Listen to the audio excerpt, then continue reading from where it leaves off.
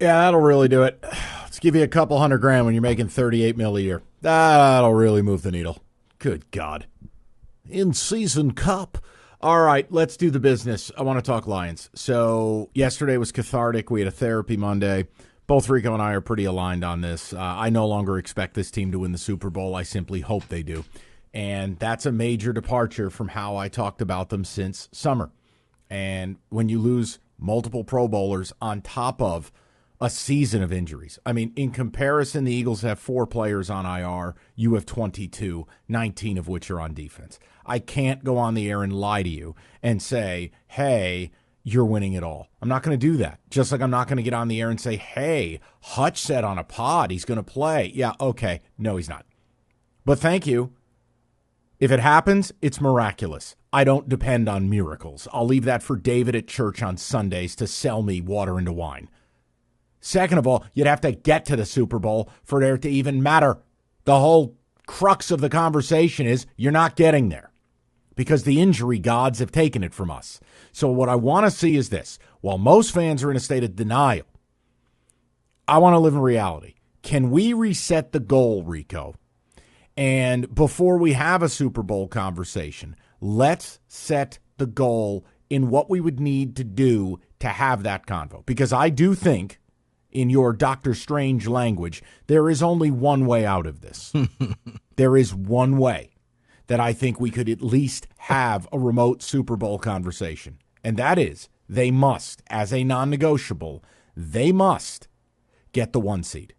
There is no scenario in my mind that this team, with this level of injuries, can survive without a bye week and playing one less playoff game.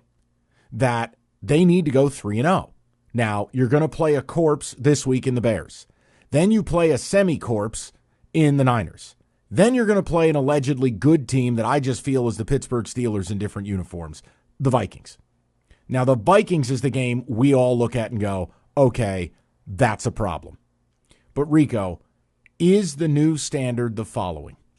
Forget about Super Bowl talk, forget about the playoffs, and forget about whatever injury fantasies you have. In the here and now, can you go 3-0 so we get to re-engage those conversations? Is that fair? Is that something you think I have a chance of getting everyone on the same page with? You know what? It's funny. First of all, I'm so glad you took the time to watch that movie because I love the fact that you make Marvel references when you try to. Well, it's a holiday season. I'm in the giving mood. Second, yeah, I think that is the only way. You have to run the table for the rest of the year. You're going to be fortunate because you are playing the Bears, who just seem to be in a free fall. They're dead. You got the Niners, who should be playing for a draft pick right now, and you may not even see some of their players anymore. They may just go ahead and sit Brock Purdy and just play the backups. It does come down to a game with the Vikings, but my thing is, before we quickly just dismiss the Vikings like, oh, we can beat them. Okay, when you played them the last time, it came down to a field goal in the final seconds to win the game. So I'm not that quick to dismiss this Minnesota team. I don't care what color the quarterback's hair is. That's a good team out there. They're playing good football right now. Yeah, and by getting the 1, you play one less playoff game, and whatever games you play are here. If you want to re-engage a Super Bowl conversation, all I'm trying to do is back up the truck, forget about all the pain and anguish of the last 48 hours. Guys, do you believe this team can get the 1 seed? And do you believe it's the only pathway? Shout out Dr. Strange. I truly believe if they aren't the 1 seed, they're not going to the Super Bowl. Like, they will have no chance at it. Yes. They need a bye week desperately. Because they here's the need thing. to play one less game. Yeah. Because, Mike, here's the thing. If you don't get the 1 seed, chances are you're going to now be the 5 seed, and you're either flying out to L.A. or you're flying out to Seattle to face 2 quarterbacks that I don't think this team wants to face. So, yes, you don't run the table, and there is no Super Bowl. They got to go 3-0. Yes. They got to go 3-0. They got to bounce back. 2 of these games they'll be favored in. I would expect they'll be favored, but again, the results could impact whether they're favored in that finale. If this defense goes out and gives up 230 burgers the next 2 weeks, don't be shocked if you're not favored in that finale. And again, Las Vegas, hey, they don't control everything, but I listen when they speak. They have reacted The Lions went from being the prohibitive favorite to win the Super Bowl to now being the third or fourth choice in a matter of 24 hours and falling. It matters. These injuries are that damaging. So I'd like to know where you guys are at with it. 248-539-9797. David, what do you think? Am I able, do you think, to get a majority of people on the board here? Let's table Super Bowl discussion. If you have any hope of getting there, we need to go 3-0. Agree or disagree? I do agree with that, and I do think that the most people would also agree with it. I think they'll fall in line because that has to be the scenario where you get the bye week and then you get the worst team in the division around, and then it's possible. That is the only way.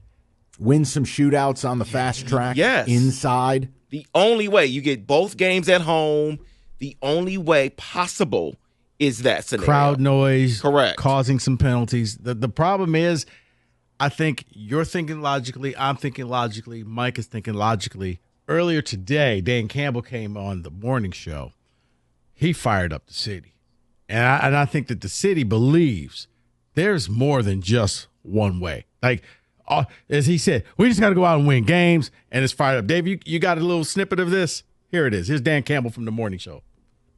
So that was Dan Campbell this morning on the morning show. He dropped another F-bomb. He was fired up. So. Yeah, but I mean, talk is cheap. I mean, I love Dan Campbell, but what's a guy supposed to say? Right. Yeah, we're effed. Lost all my good players. Goulet. Hey, can we play Dear John? Like, no, I mean, he's going to come on the air and say that. He has to say that. It's who he is. It's what he believes. But, Mike, I'm saying after him saying that, I think a lot of Detroiters are now saying, screw it, we're still going to win the whole thing. Because did you hear what Dan – I'm ready to run through a wall for him. But the problem is Dan Campbell's words don't play defensive tackle at an all-pro level. This man's on his game today. You know what I mean? No, like, you're right. I get so tired of words. I love Dan Campbell, but like I'm going to sound like Rick Pitino after the Celtics lost by 50. Larry Bird ain't walking through that door. Aleem McNeil's not walking through that door. Carl Davis not walking through that door. Hutch is limping still. He ain't walking through that door. So I get tired of, well, Dan Campbell said, look, Dan Campbell's a great football coach. And I think Dan Campbell doesn't BS you at all. And Dan Campbell has to believe that. The guys in that locker room have to believe that. But we aren't in that locker room. We don't need to subscribe to that. We live in reality. Right. It's not his fault. No. It's not this team's fault. It's not Brett Holmes' fault. It's not the players' fault. They got screwed by the football gods. If this team has to go out and start their first game the week after playing Minnesota, which means you do not get a break, which means you don't get some guys to get healed up to come back, you got to travel travel to the West Coast to L.A., or even further to Seattle.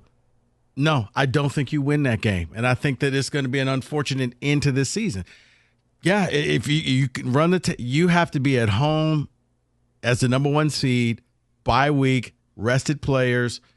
And at that point, I still don't think it's a guarantee. But at some point, if you're not the one seed, you're going to end up in probably Philly, Green Bay's playing good football, or maybe you have to go someplace else in Minnesota. Dude, you got to play an extra game. Yeah. I mean, that's the other thing. There's no team in football that needs a bye week more than this one currently, right here.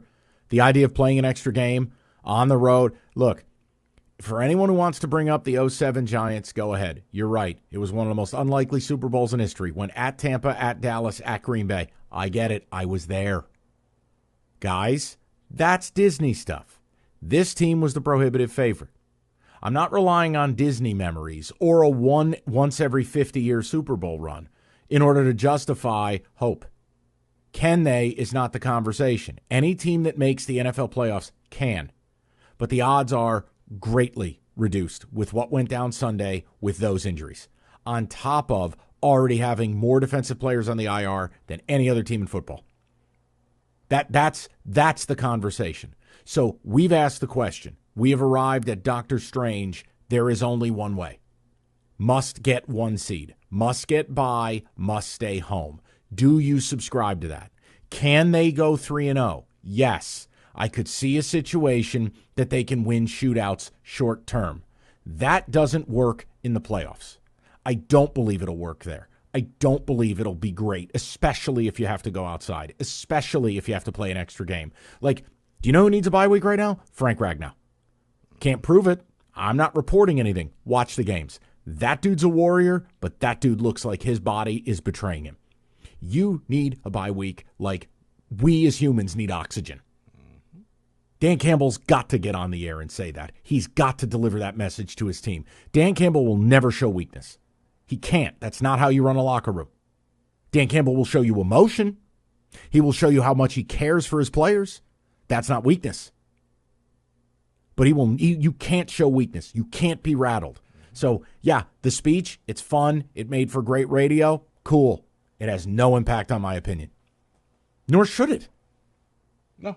But like I said, I think it may affect some opinions of the people of Detroit.